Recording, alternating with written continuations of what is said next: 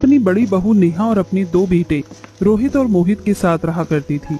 विभा का छोटा बेटा रोहित काम के सिलसिले में अक्सर विदेश रहता था, तो वहीं नेहा की जब से शादी हुई थी तब से नेहा अपने ससुराल में सिवाय आलस के कुछ नहीं करती। ऐसे ही एक दिन विभा अपनी बहू नेहा के पास आती है और उससे बोलती है, नेहा बहू शाम हो रही है, जरा एक कप चाय तो बना दे। क्या माँ जी, अभी शाम कहाँ हुई है? अभी तो 4 ही बज रहे हैं और आपको अभी से ही चाय चाहिए? बहू शाम के 4 बज रहे हैं, अगर तुझे चाय बनाने का मन नहीं है तो सीधा बोल देना, इतने बहाने क्यों मार रही है?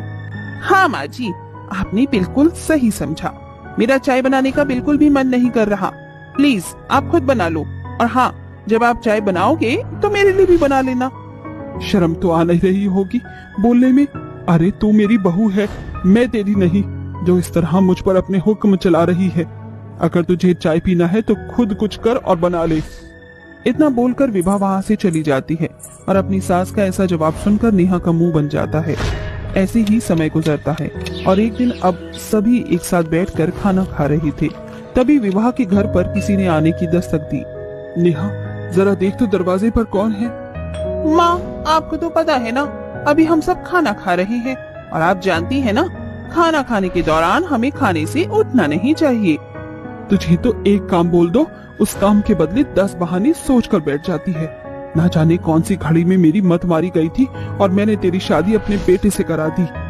विभा गुस्से में अपने घर के दरवाजे पर जाने लगती है, पर तभी मोहित अपनी माँ को रोककर नेहा से बोलता है, नेहा ये क्या बदतमीजी है? अगर माँ तुम्हें दरवाजा खोलने को कह रही है तो जाकर खोल दो ना, इतना नाटक करने वाली क्या बात है?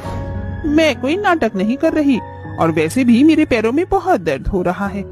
अरे मैं अपना दर्द बताती नहीं तो क्या मुझे कोई तकलीफ नहीं है? रहने दे बेटा, ये तो है ही आलसी, अगर तू इसको कुछ बोलेगा तो ये और ऐसे ही नाटक करती रहेगी। कोई बात नहीं माँ, आप यहाँ बैठिए, मैं दरवाजा खोलता हूँ। मोहित अब दरवाजा खोलने के लिए जाता है, पर तभी नेहा मोहित को रोक देती है और खुद जाकर दरवाजा खोल देती है। जहाँ वो दरवाजे पर वो अपने देवर रोहित को शादी के जोड़े में देखती है। अपने देवर को शादी के जोड़े में देख नेहा की आंखें फटी की फटी रह जाती हैं। देवर जी, आप इस तरह शादी के जोड़े में विदेश में अपना काम छोड़कर कोई एक्टिंग शुरू किए हैं क्या? नहीं भाभी, मैंने एक्टिंग नहीं शुरू की है। आपने जब एक्टिंग नहीं शुरू की तो फिर आप शादी के जोड़े में इस तरह से क्यों आए हो?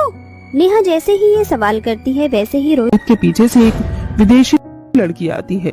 विदेशी लड़की ने छोटे कपड़े पहने हुए थे और ऊपर से अपने सर पर उसने लाल रंग की चुनरी ओढ़ी थी। ये देखकर नेहा अपनी 4 कदम पीछे कर लेती है और अपने गालों पर हाथ रखते हुए हैरानी से बोलती है, देवर जी, मैं जो देख रही हूँ क्या वो सच है? क्या आपने एक विदेशी लड़की से शादी की है? राम राम राम राम राम। माँ जी, मोहित जी, जरा यहाँ आइए जल्दी। अरे क्या हो गया, क्यों चिल्ला रही हो तुम? अगर आप यहाँ आएंगे ना तो जिस तरह मैं चिल्ला रही हूँ वैसे ही आप भी हैरानी से चिल्लाएंगे। उसकी बात सुनकर मोहित और विभा दोनों ही दरवाजे पर आ जाते हैं, जहाँ वो रोहित को एक विदेशी लड़की के साथ देखकर हैरान रह जाते हैं। विभा बेचारी अपने सर पर हाथ रखकर नीचे जमीन पर बैठ जाती है और रोते हुए बोलती है, हे भगवान, ये क्या हो रहा है रोहित बेटा, ये तूने क्या कर दिया? अरे तूने एक अंग्रेजन से शादी कर ली, तू मेरा आखिरी बेटा था। मैंने सोचा था कि जब तू विदेश से वापस आएगा तो मैं तेरी शादी किसी अच्छी सी लड़की से करवाऊंगी, लेकिन तूने तो मेरे सारे सपनों पर पानी फेर दिया। एक बहू जो आलसी और कामचोर निकली और दूसरी बहू तो अंग्रेजन ही निकली। माँ, इतना रिक्वेस्ट क्यों कर रही हो? अरे मुझे अपनी बात रखने का मौका तो दीजिए। मैं लूसी से बेहद प्यार करता था और मैं जानता था कि अगर मैं इंडिया बिना लूसी के आया तो आप मेरी शादी किसी से भी करवा देंगी। बस इसीलिए मैंने लूसी से शादी कर ली। माँ, आपको लूसी को अपनाना ही पड़ेगा। अगर आपने लूसी को नहीं अपनाया तो मैं इस घर को और आपको हमेशा हमेशा के लिए छोड़कर चला जाऊंगा। जहाँ विभा के घर में ये कलेश हो रहा था तो वहीं घर के बाहर पूरा मोहल्ला खड़ा हो गया था। मोहल्ले की भीड़ में से विभा की एक पड़ोसन बाहर निकल कर आती है और विभा से बोलती है, विभा बहन, अब तुम अपना सर पीटो या अपने बेटे को घर से बाहर निकालो, पर सच तो यही है कि तुम्हारे बेटे ने अंग्रेजन से शादी कर ली है। अब ये अंग्रेजन ही तुम्हारी बहू है, इसीलिए मेरी मानो तो अपनी बहू को अपना लो और अपनी बहू की शादी के बाद वाली सारी रस्में पूरी करवा दो।